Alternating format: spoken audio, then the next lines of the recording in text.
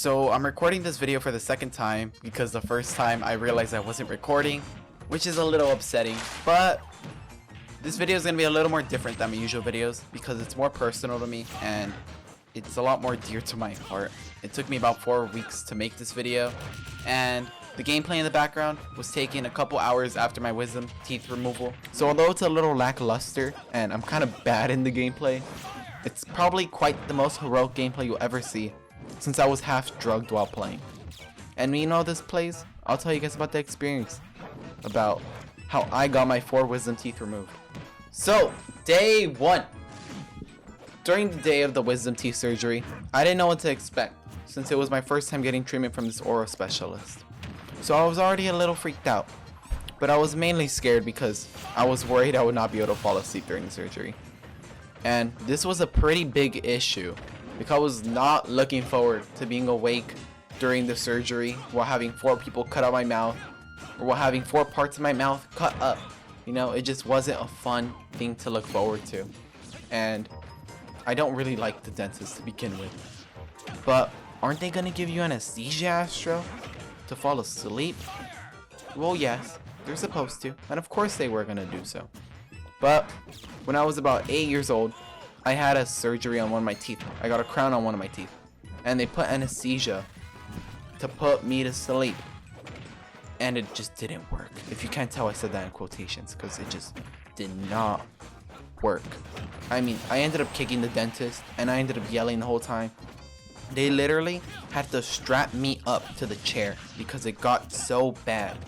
I don't know if you've ever been strapped up at the dentist, but it is bad. I mean, you're like immobilized. They straight up immobilize you. You can't move, and it's embarrassing, and you just feel like you're forced into it. It's not a good feeling. Anyways, though, once I was in the room, I waited a good hour with my legs crossed, just sitting there, not thinking too much. But then suddenly 3 dentists came in to do surgery. I mean, they wasted no time. I like quickly got stabbed by the needle they used to put their supplements in my body, their anesthesia. And they told me to uncross my legs so I wouldn't wake up sore. And that was literally the last thing I remember. Boom, I got knocked out, luckily, which I'm very happy about. But when I woke up, the first thing I remember was being pushed onto a wheelchair. Usually that's something that isn't really good. You know, when you see someone on a wheelchair, it means that they went through some shit. So I didn't know how it went, but after I saw myself in the mirror, I noticed my mouth was filled with these white cotton balls, and they were just bloody. And it was just like, it was a little scary seeing myself, but since I was so like drugged up from the dentist, I didn't really understand what was going on. But what I did understand was my face was swollen. Like, my face was wide. Like, wide. I looked like Roblox or Minecraft characters. It was not okay. But on a good note, although I didn't really eat anything for the rest of that day, I did listen to an audiobook for that rest of the day and just watch YouTube. So I was big chilling. So that was nice. I also iced my face a lot that day because damn, I was wide. And you know what? I wasn't trying to be wide for much longer. But later throughout that day, when the anesthesia took off, I had to take an opium pill from one of these bottles that literally had a red cap on it saying caution for a painkiller. It was scary. Honestly, it was. Because usually when you see those bottles, they have a little white cap. And it's like, okay, I'm just taking regular ass medicine. But this time it was a red cap. And it was like, it was giving me that vibe that if I take it, I'm going to get messed up. Like, I expected to like pass out from the painkiller or something. I don't know. I expected to get drugged up from it. But honestly, it was kind of a letdown. It didn't really do anything, and I didn't really feel it. And honestly, by the second day, I wasn't even taking painkillers anymore because I didn't really feel it. I couldn't really tell it even had an effect. But anyways, I fell asleep. I woke up at 4 a.m. And yeah, that was pretty much the first day. But during day 2, this was a pretty shitty day too, if I'm being honest. I know this because I've been writing in my notes on my phone every single thing that's been happening throughout the days. And this day, I literally only have one note that says, ice cream truck. And it is in full caps. So pretty much this day, I looked at the list of what I could eat and couldn't eat. And soft served ice cream was at the top of what I could eat. And that was all I was thinking about. all I was thinking about was just getting ice cream. But no, you know, to my demise, there was no ice cream truck that day. But pretty much for the rest of that day, I just iced my face. And I honestly found a way how to get infinite ice on my face. Like, I had 2 ice packs. One in the fridge, one in my room. And every time one got warm, I would swap them out. So it was like an infinite ice pack glitch. I don't know. I felt smart doing that. Don't judge me. But if you made it this far into the video, I'll tell you my secret to a quick recovery in exchange for a subscription. Okay, well, I hope you held your end of the bargain. But what I did to get better really fast is what I drink grape juice. Basically, grape juice helps cure stitches really fast, according to my mom.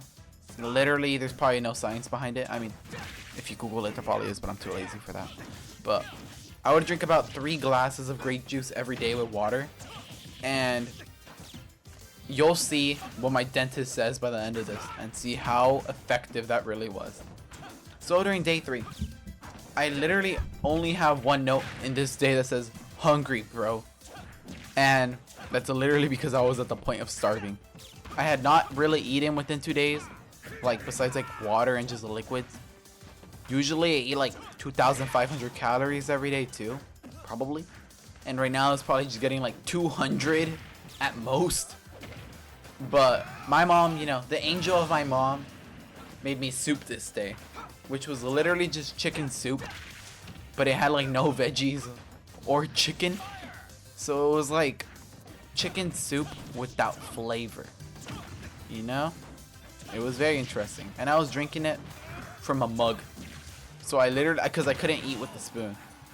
During day 3, the swelling also got really bad this day. It was like the worst I'd ever felt. It was like 20 pounds heavier than usual.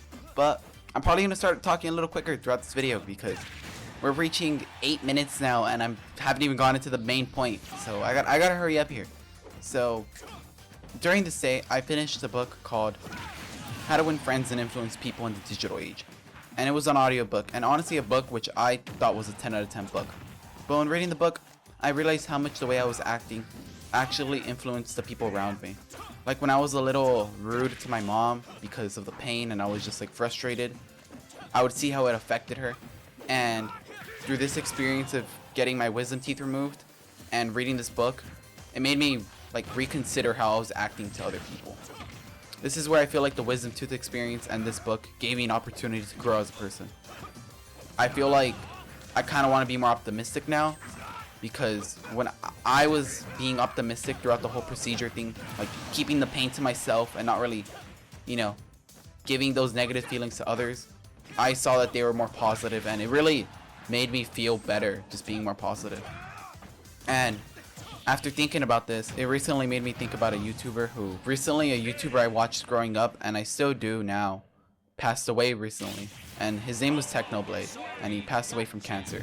And although I didn't know the guy personally, the only thing I heard from everyone who saw him or met him or talked to him before he passed away was that he was extremely positive and witty throughout his whole process of fighting cancer, which is a very painful process from what I've like read and heard.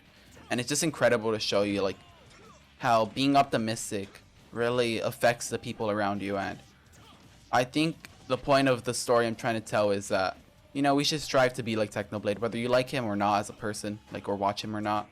I think having an optimistic view just in life in general really leaves a positive impact on other people, and it's really nice. Also, I'm sorry if that got a little deep all of a sudden, but yeah, I did want to mention that throughout this whole video. But day 4, I woke up on day 4 expecting to feel brand new. Honestly, I overhyped it. I was like, day 4 I'm gonna feel amazing, and I just didn't. I woke up with pain, questioning if like something messed up in my mouth or like if I stepped wrong, but luckily I was okay and I just kept icing. Honestly, the wisdom tooth process after this was just kind of repetitive. It just kind of like hurt every day and the swelling was going away. I was tired of looking at Steve at this point, and I was just tiring of mumbling instead of really talking like a normal person. I was just bummed out on my couch most of the time just because I was just like waiting for my whole process to run out. I also finished my audiobook and I was a little sad, you know, looking for a new one to start. But all of a sudden, After all this time, I heard it.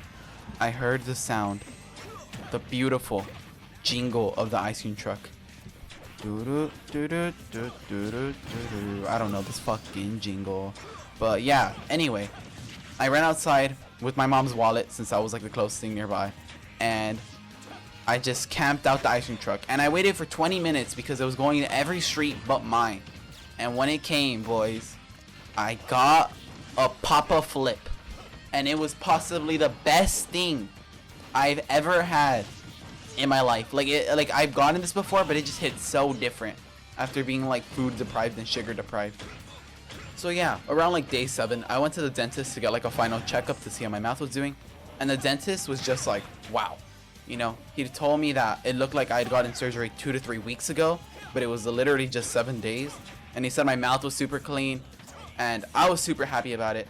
And he told me I could honestly start eating anything like a couple days, and it's already been a couple days. So I've been eating good, but I've been making my sandwiches and stuff. I've been eating amazing, and life has just been great. So that's the end of this video. I also got the good ending in that case, the pacifist run, boys. Let's go. And yeah, if you enjoyed the video, consider subscribing. This video literally took me weeks to make because I wrote a whole script for it, and I usually never do that for YouTube videos.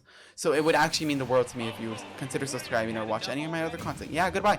Thank you for watching. Goodbye.